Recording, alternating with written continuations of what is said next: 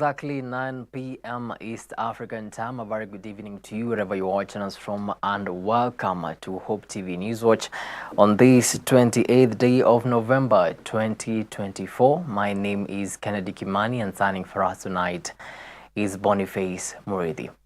Now, President William Ruto has issued a one-week ultimatum to chief executive officers of 34 government agencies to onboard services on e-Citizen or face disciplinary action. Speaking today at KICC during the first anniversary of the e-Citizen Directorate since the platform's relaunch, Ruto warned the CEOs of the government entities that their jobs will be on the line for failure to comply with this one-week directive. Among the agencies listed include the Independent Policing Oversight Authority (IPOA), the Kenya Power and Lighting Company, the Energy and Petroleum Regulatory Authority (EPRA), and the Kenya Ports Authority. Our very own Alice Diana begins our bulletin with the following report. The runners-up is Directorate of Immigration Services. President William Ruto has called out chief executive officers of various government entities whom he said were a stumbling block to transparency, and instructed them to onboard their services on the e-Citizen digital platform within 1 week. Speaking at the first anniversary of the e-Citizen Directorate at the Kenyatta International Convention Center in Nairobi on Thursday, Ruto warned the CEOs to comply with the directive or risk dismissal. Kenya Petroleum Refineries Limited, National Defense University, the Kenya Space Agency, the Kenya Shipyard Limited. These entities have yet to comply with my directive that their services and payments and revenues must be on e-Citizen platform so that Treasury can follow on the revenues that are being collected by government. They have 1 week to comply. Further, the head of state warned state agencies that are on the e-Citizen platform but alternative means of payment to pocket funds. He instructed Interior Principal Secretary Raymond Omolo to crack down on them and draft a list within 3 days. At the same time, Ruto hailed the e-Citizen platform, saying it has revolutionized how the government offers its services to citizens. E-Citizen is not just a digital service delivery platform. It represents a paradigm shift that has redefined public service delivery in Kenya and profoundly impacted lives. In many ways, both big and small public services, our understanding and expectations of how public services are provided have fundamentally changed. Billed as one of the most successful service delivery initiatives, the e-Citizen platform was relaunched in June last year to enable the State Department of Immigration and Citizen Services to provide various services to citizens, including inquiries for national identity cards and business permits. Data indicates from a paltry 354 government services, the government has onboarded the e-Citizen platform with over 22,000 services, representing 85% of identified services, making Kenya a global leader in having such numbers of services online. This has seen the government collect billions of shillings every month and cut down on leakages of billions of money that would end up in people's hands corruptly. Why don't we put another good clap for Nicholas Gojiri Mwangi? Alice Diana, Hope TV Newswatch. Thank you so much, Alice, for that report. Now, the NARC Kenya party has exited the Azimio coalition, marking a significant shift in the political landscape. The decision was made during the party's National Delegates Convention, where delegates voted to leave the coalition after a 90-day notice period.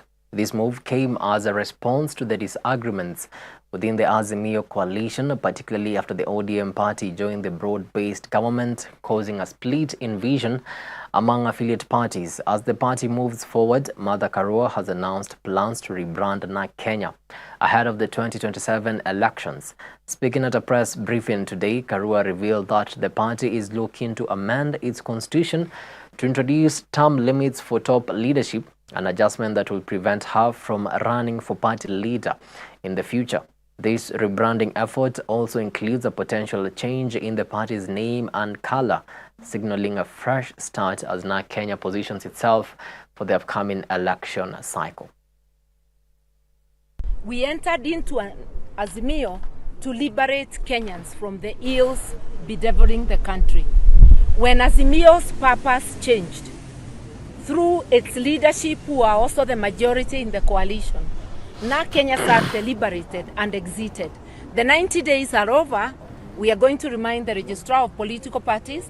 Very soon you shall hear us celebrate. We have moved, but we want to move on. We are no longer in the Azimio coalition. We wish to be the first party in Kenya, that is the party constitution, to have term limits for the leadership of the party, for the top leadership, meaning that in the next elections of the party, I will not be eligible to vie. Meaning that we must grow leadership, because we must mirror the term limits in our national constitution to our political parties, so that we stop being perpetual leaders of political parties. When there is perpetuity in the leadership, personalizing leadership, then we are not able to search and grow other leaders. So NARC Kenya is now on an exercise to search for the leadership that will take this party to the next level.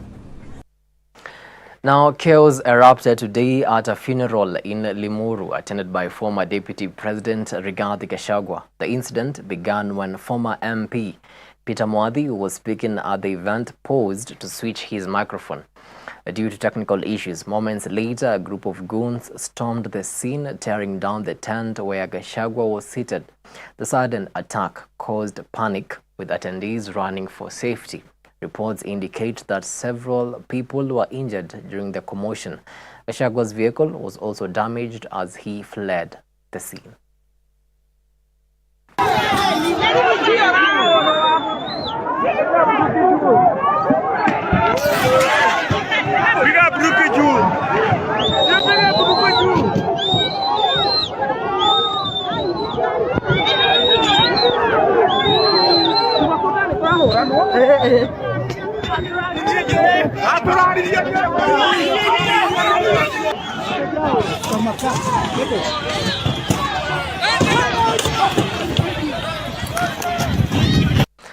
Now, the Laikipia County Revenue Board has been suspended amid serious allegations of sexual harassment and extortion targeting job seekers.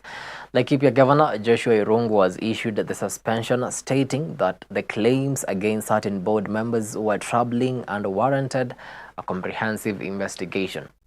Now, according to the governor, the suspension aims to allow for an impartial investigation into the accusations, ensuring that any wrongdoing is properly addressed and those responsible are held accountable. Wale wote walipitia hayo mambo waweze kunifikia na zile zingine zozote. Najua kwamba kuna wengi walipatiwa barua, waliitishiwa barua, lakini hiyo ikakwama kwa sababu wakati review ilifanywa. Kwa hivyo nataka kuwapatia hii nafasi ya kwamba msijali, bado hiyo process iko, na tutaendelea na kuchukua wengine tukipitisha hiyo mjadala, the agenda of additional revenue collectors kwa cabinet next week. Well, away from that, and Environment Cabinet Secretary Aden Duale has today officially opened a two-day international workshop on climate change known as the Climate Action Window Sponsored by the African Development Bank, the workshop aims to bring together experts, policymakers, and stakeholders from various sectors to discuss and strategize on effective measures to combat climate change and its impact. CS Duale has emphasized on the importance of collaborative efforts in addressing climate challenges, highlighting that Africa is among the most vulnerable regions to climate change despite contributing minimally to global emissions. Climate finance remains a very critical barrier. African countries, including Kenya, face substantial challenges in securing necessary funding for climate adaptation and mitigation. The African Development Bank estimates that Africa needs $60 billion annually for adaptation, yet the current financing falls short of that. So the initiatives like the Climate Action Window are critical, essential to closing this gap. We will continue to focus on delivering high-impact projects that drive meaningful progress in building our climate resilience. Our determination remains unwavering, and we are fully focused on achieving tangible results. Really to permit us all in the countries that we serve and love to take these solutions to scale, to accompany the governments that we serve and support to implement their nationally determined contributions and their development objectives. And so we will have to be together in this. We are together in this, on est ensemble, as I think we often hear the leadership of the African Development Bank saying, or tuko pamoja, as we say in Kenya. Well, it is exactly 12 minutes past the top of the hour. Time now for a short break, but immediately after the break, I'll be back with the business and sports news. Stick around.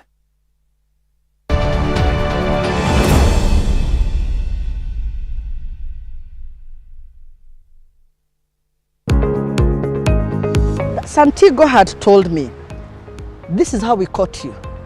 And this is very important, and I'm not telling Christians. This week on Hope Devotion. And Paul says, when I was a child, I used to behave like a child, talk like a child, and think like a child. But when I grew up, I put the childish ways away. Join Pastor Francis as he shares the Word of God on the topic, Deliverance from Self-Destruction. The new nature is for those who are born again. If you have not said yes to Jesus, you do not have the new nature. But for those who have the new nature, they have the life of God in them. They have this conflict because the new nature talks about God, the old nature talks about themselves. So God has condemned the sin in the flesh. And I'm saying overcoming the flesh. So even what you are doing and what has held you so tightly and it won't let you go, God has also given a solution by He coming through Jesus and condemning sin in the flesh. Start your day with Hope every morning from 6 a.m. to 7 a.m. Hope TV, look and live.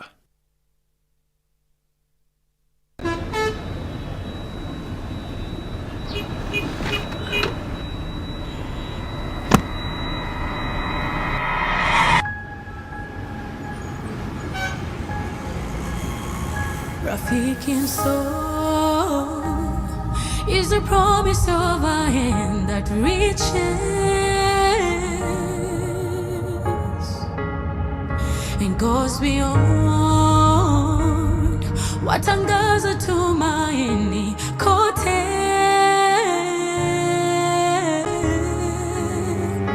I'm forever grateful. Ninashukuru ukarimu, ukarimu. I'm forever grateful. Ninashukuru ukarimu, ukarimu.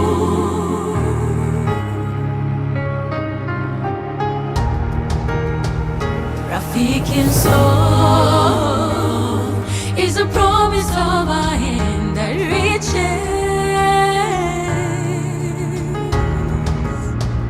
and goes beyond what angaza tumaini kote. I'm forever grateful. Ninashukuru ukarimu,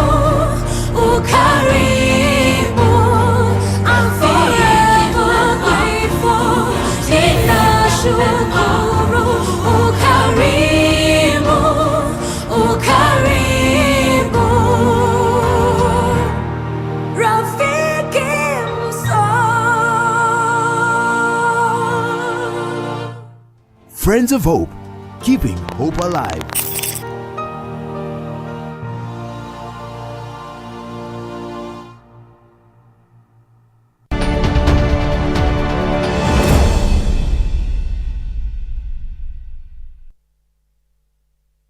Welcome back. You're watching Hope TV Newswatch. Now let's get down to business, and the government has released 2 billion shillings for fertilizer subsidy program. This comes as a major relief to farmers who have been struggling with high fertilizer prices. Recently, the Kenya Tea Development Agency announced that the cost of a 50 kg bag had risen to 3,400 shillings due to delays in government support.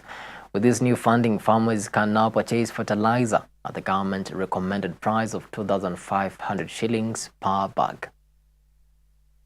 Kama wakulima wa majani chai wamefurahia sana kwa sababu ya pesa ambayo walipata mwezi huu wa 11, the 2 billion ya kusubsidize fertilizer ambayo wakulima wanaendelea kupata hadi saa hii.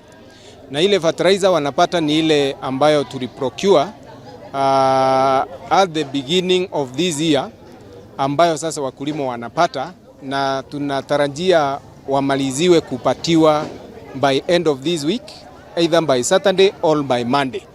Na kwa sababu ya hiyo ndio tumetangaza ya kwamba ile pesa wakulima uanga wanakatwa shilingi 1 na sumni pa kilo ya kugharamia hiyo fertilizer. Ningetaka kuambia wakulima ya kwamba sasa kama mwenyekiti ambaye tulikaa chini na bodi yangu ya national tukakubaliana, after tumemaliza kupatia wakulima hiyo fertilizer yenye wanapata, tutafanya reconciliation ndio tuone kila mkulima amepata mifuko mingapi na ile pesa alikuwa amekatwa ni ngapi, ile iko juu yenye anapaswa kurudishiwa ni ngapi. Sasa ndio wakulima wapate, na ningetaka niwatangazie hiyo pesa ya suspense, fertilizer suspense watarudishiwa tarehe 5 Januari. The chairman of the Nzoia Sugar Factory Management Board, Alfred Kangati, and his members have been ousted from the factory and locked out of their office. This follows a protest by angry workers who demanded accountability for what they describe as poor management and corruption within the factory under Kangati's leadership. According to the Secretary of the Workers' Union at the factory, Bernard Wanyonyi, the board responsible for overseeing the factory's operations has failed to address the workers' pressing needs. Ja kustaajabisha ni kwamba tangu waingia hapa hali ya Nzoia haijabadilika. Hali ya mfanyikazi haijabadilika. Maslahi ya mfanyikazi haijabadilika. Serikali ilichukua madeni yenye yalikuwa kwa kampuni kuanzia last year June kurudi nyuma. The agreement was, the directive from the government was that from last year July, no more accumulation of salaries. Kuanzia last year July mpaka saizi miezi karibu 18 au 17. Miezi 9 already tuko nayo ya arrears. Tunataka bodi ambayo iko na ideas. Sio bodi tu ambayo itakuja kwa ajili ya mifuko zao. Wafanyikazi wamechoka. Wafanyikazi wenzao wameteseka. Wako kwa nafasi hata ya kupeleka watoto wao shule. Juzi gavana anakuja hapa. Tunafurahi, tunasikia gavana amekuja. Sijui alikuja kufanya nini dakika 5. Ati anakuja kujisaidia. Ati kukuwa na choo hapo Kongoli. Na sisi tunaumia hapa ndani. Mheshimiwa Makali penye huko. Ukiingia hapa ndani sikizangu wafanyikazi. Mambo yenye unapitanga mbio unaenda boardroom. Hata hutaki kuuliza wafanyikazi wanakaa namna gani. Sisi tumechoka. Kwa nini mnaleta mtu amezeeka? Mtu amezeeka na mnatuletea sisi.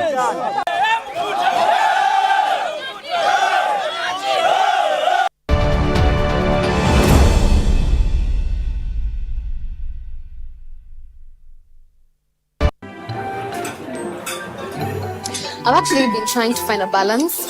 It's been really tough and hectic, but everyone says once you get a hang of it, it becomes better, and I don't know, but I'm hoping to find a balance soon because it's really been hectic.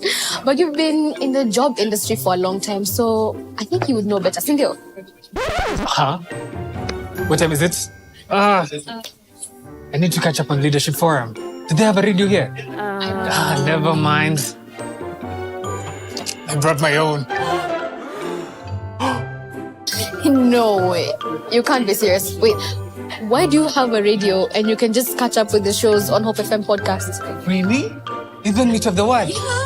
I mean, you can find them on whatever platform, name it. AfriPods, Google Podcasts, Apple Podcasts, Spotify, you name it. But I'm not subscribed on any of them.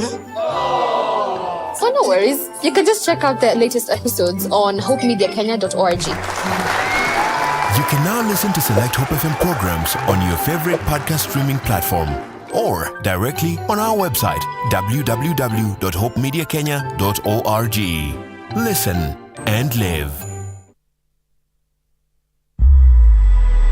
Catch Sitam Special. He's the God who raised up Moses in a palace only to use him in the wilderness, and raised up Joseph in the wilderness only to use him in a palace.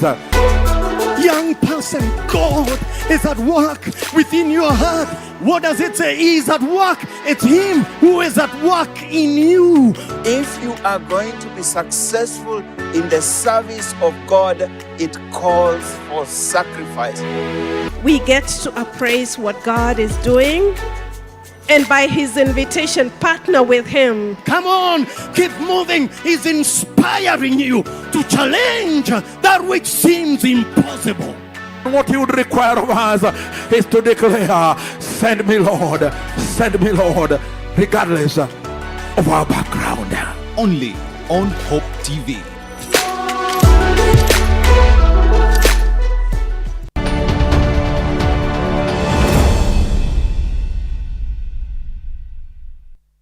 And to some sport in action now, Prime Cabinet Secretary Musalia Mudavadi recently took part in a special golf tournament at the Royal Nairobi Golf Club, celebrating 60 years of Kenya's diplomatic journey.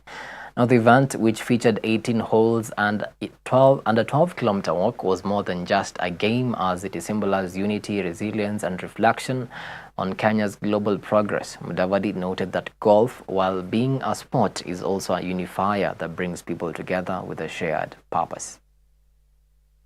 I want to submit that we are back, in my view, to the resonance of golf diplomacy, because in a few months, we will have at the White House a man who loves golf. And I believe very much that Mar-a-Lago, which is his golf sort of paradise, will play host to many diplomatic engagements.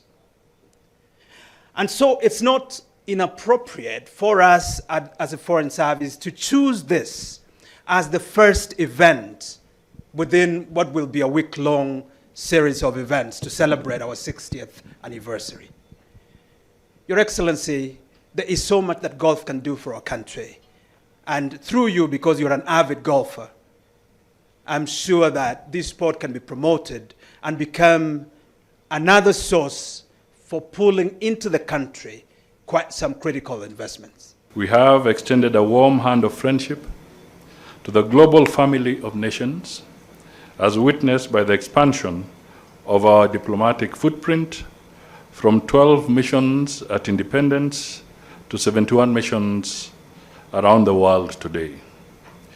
We are proud to have opened 32 missions in Africa, 17 in Asia, 15 in Europe, 6 in the Americas, and 1 in Oceania. This underlines our commitment to build mutual relationships with all the people of this world. We chose to inaugurate the celebration of 60 years of our diplomatic journey through a sport that shares some common and unique characteristics with the practice of diplomacy. Now, Ruud van Nistelrooy, who stepped down as the interim manager of Manchester United just 2 weeks ago, is set to make a quick return to the English Premier League.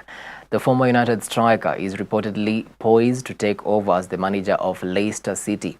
The 48-year-old Dutchman will replace Steve Cooper, who was dismissed after only 157 days in charge following a 2-1 defeat to Chelsea on Saturday. Van Nistelrooy has already held detailed discussions with the Leicester's board this week. Leicester, who are former Premier League champions, currently sit 16th in the table, just 1 point above the relegation zone. The club is desperate for a change, and Rudd might become the right man for the job. During his time as interim manager at Old Trafford, he led United to 2 wins over Cooper's Leicester, first in the Carabao Cup and then in the league. Van Nistelrooy also has experience managing PSV Eindhoven, where he won the KNVB Cup in the 2022-2023 season before leaving partway through the campaign.